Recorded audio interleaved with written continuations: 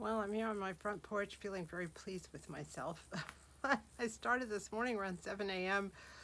weed eating and watering and cleaning up, and I got my whole porch cleaned up. I got my little garden area downstairs cleaned up. There's something about the good weather that's here to stay that kind of makes you look around and say everything is a disaster. I got to get everything cleaned up and taken to garbage, taken to recycling. In the middle of all this, I was inspired to do a tablescape. I love these tablescapes, and the one I did today is kind of a springtime Victorian type tablescape. And there's a little story with it. The story is not related to anything except what was in my head. And what was in my head was trying to figure out why I had all these different pieces on the table that color matched but didn't really style match. So I started thinking about a story that I could tell that would sort of explain what's going on at the table. The table is, okay, it's kind of Victorian style springtime, but there's a little bit more to that than this, and I hope you'll enjoy the little story I'm telling.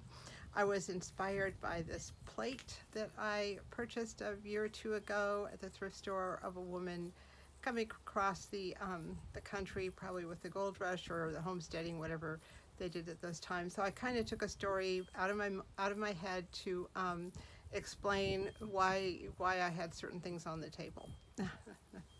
So this tablescape is a part of a collaboration named Tablescape Tuesdays. Tablescape Tuesday 24 is the hashtag, and it is hosted by Anna of the Grace Life DIY Home Decor and Courtney of Amethyst Adventures.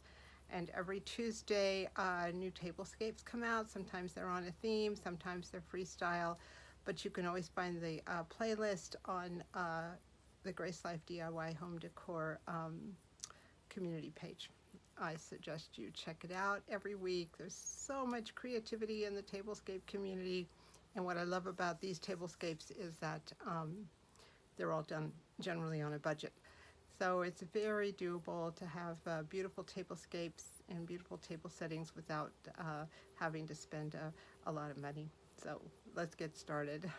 So here's my tablescape. It's real simple. We'll start here with the place settings. I have just some plain white plates and a plain white teacup, a spoon, and I layered 2 cloth napkins because I like them both. The sage green and the floral ones. My tablecloth is just a white tablecloth with a lace tablecloth over it. The dresser cloth was a purchase from a thrift store or a sale someplace, somewhere. I just love it. All these are thrifted, I think. Teapot was thrifted. The little honey pot or sugar pot was thrifted. And actually the pitcher was given to me. Little white pitcher, but the flowers were thrifted too. This little sage green tray or cake server was also thrifted. My pride and joy is this lamp. Unfortunately, I can't do anything about the cord. The other lamp has kind of a clear cord, so it's less visible, but it's just what it is. It probably is an imitation of an old school oil lamp or something like that, but I sure do love it, and it really makes the table. I have this little plate that I thrifted and the little basket that I thrifted. Here it is lit up. It's such a beautiful light in the evening. So my thought here with this tablescape is usually I have like a theme or a going for a holiday, but this time I thought I would just go for a story because I had all these pieces on the table and I loved them all. I didn't know how to tie them together. So here's my story. I was thinking about how did all these old-fashioned items end up in California in a cabin in the mountains. So I thought to myself, many people came to California, the gold rush, and families came in covered wagons and in all sorts of ways to homestead or to just make new lives for themselves.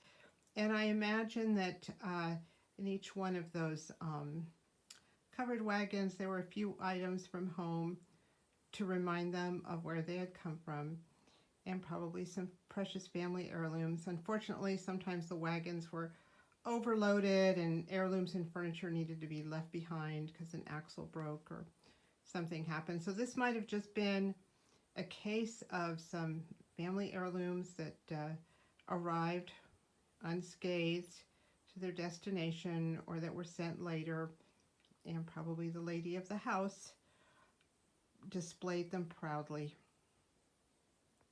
Even though the table setting is simple, she has a couple of items that remind her of the home she used to have. So let me know what you think about this. My favorite time of history is the Westward Home Movement and all those people crossing the country in their covered wagons. And I'm especially interested in the stories and the histories of the women who were involved in that. And I've read a lot of diaries and a lot of first-person memoirs of that time, so I feel very close to those women and what they had to go through.